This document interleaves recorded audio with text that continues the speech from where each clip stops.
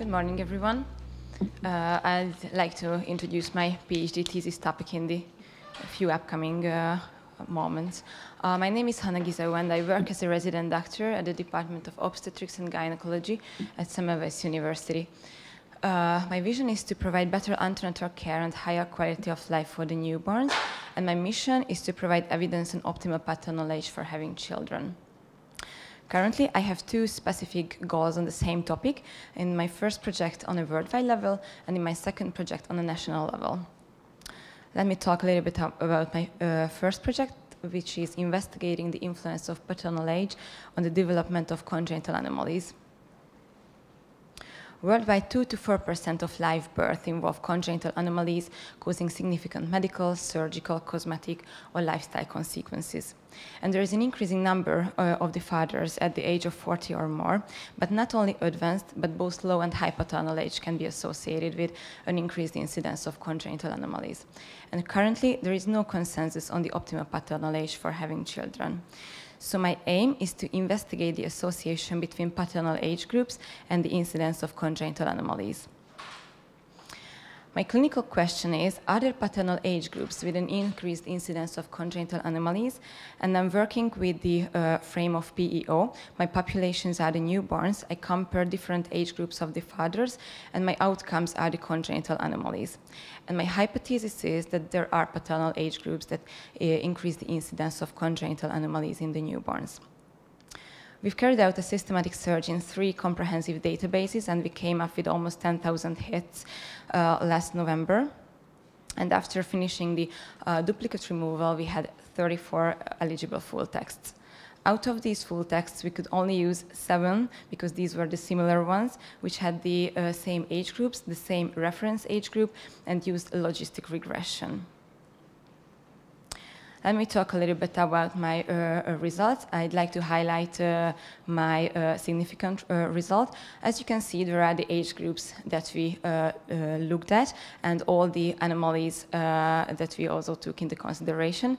And according to that, we can say that below the age of 20, spina bifida occurred more commonly, while the age between 30 to 34 remain a protective factor from the point of view cleft lip, while the age between 45 to 49 remain a risk factor, so there were more cleft lip occurred. And over 50, it showed that renal agenesis was more common. We also made an extra figure for that, and we saw that there is a U-shaped relationship between the paternal age and the occurrence of congenital anomalies. The strengths of my first projects are that we only included population-based studies. We made individual analysis for each anomaly. We had a large number of patients, and the incidence of malformations aligned with the existing literature.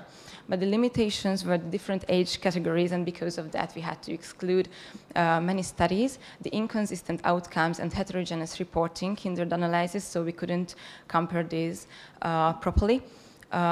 Restricted to specific regions for analysis to America and China, and there were limited number of studies that we could include because of that. My conclusion is that those under 20, between 45 to 49, and over 50 are at higher risk for having babies with structural congenital anomalies, and overall the incidence of congenital anomalies exhibits a U-shaped pattern. My implication practice would be to specify screening in certain age groups and the optimized family planning. And my implication for research would be to study biological background, and more studies are needed with larger sample sizes and from different regions in the world. This is my progress with my first project lately. This is the manuscript status.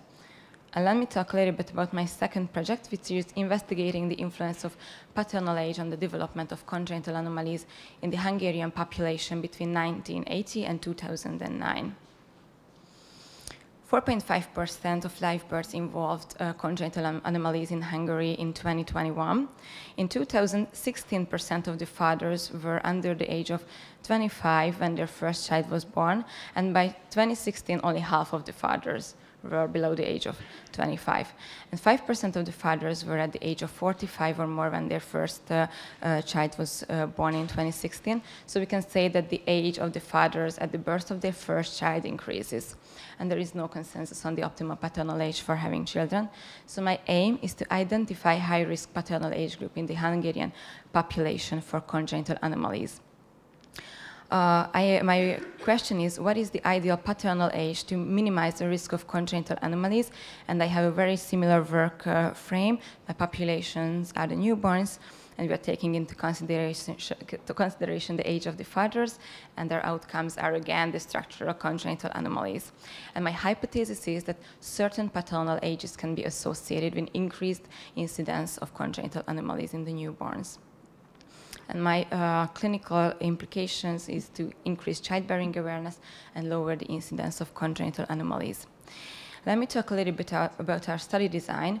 Our data was collected from the Hungarian case control surveillance, and the total birth count for the same time period was collected from the Hungarian Central Statistical Office.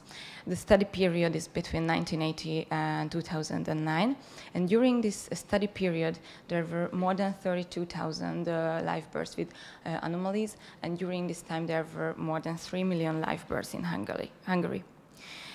I'd like to show our outcomes here as well. As you can see on every figure, you're going to see a gray column. These are the optimal paternal age regarding each malformations. So here, this is the first one. I'd like to show my significant outcomes first. It showed significant regarding this nervous system malformation, the genital organs, the circulatory system malformation, urinary system malformations, cleft lip and cleft plate, and musculoskeletal system malformations. And we came up with insignificant outcomes regarding digestive system malformations, eye, ear, face, and neck malformations, and respiratory system malformation. And overall, we can say that the optimal period of time to have a child is between 19 to 28. This one is a statistically significant result, but clinically not relevant. My conclusion is that paternal age correlates with non-chromosomal congenital anomalies, and overall the optimal paternal age for having children is between 19 and 28 according to our data. My implication for practice is again very similar: to specify screening methods and optimize family planning. And the implication for research is to study biological backgrounds, and again more studies are needed with larger sample sizes and from different regions. This is my manuscript status with my second project, and we're planning to finalize both of my projects by October. I'd like to thank you for your attention with a quote from Kurt Vonnegut: "Science is magic that works." Thank you.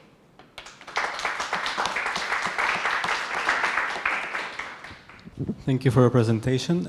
Actually, regarding your second project, you said at the end that it was statistically significant but clinically not relevant. Can you explain why not relevant clinically?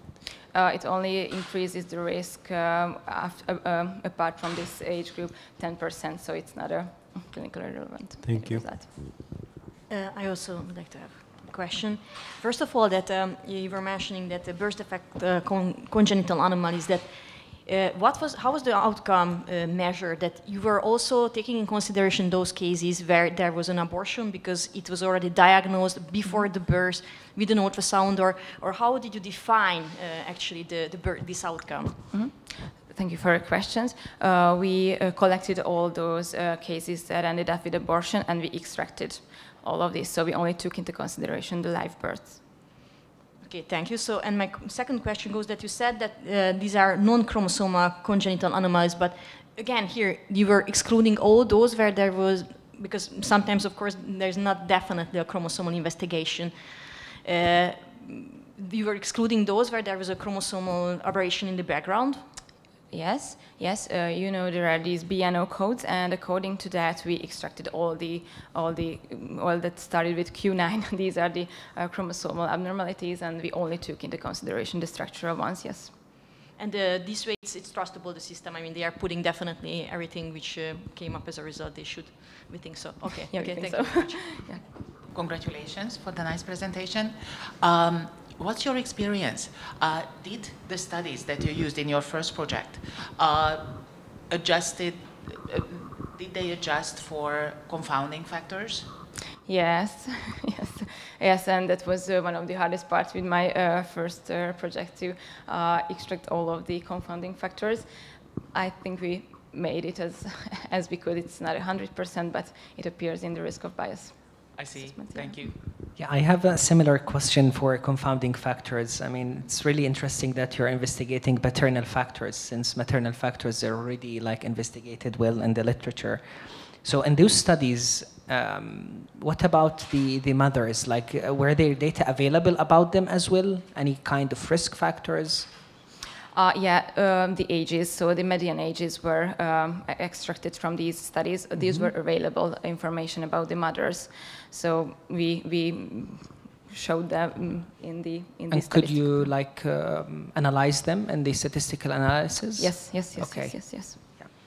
And regarding your second project, may I ask why until 2009? It's been like 15 years already, because based on your title.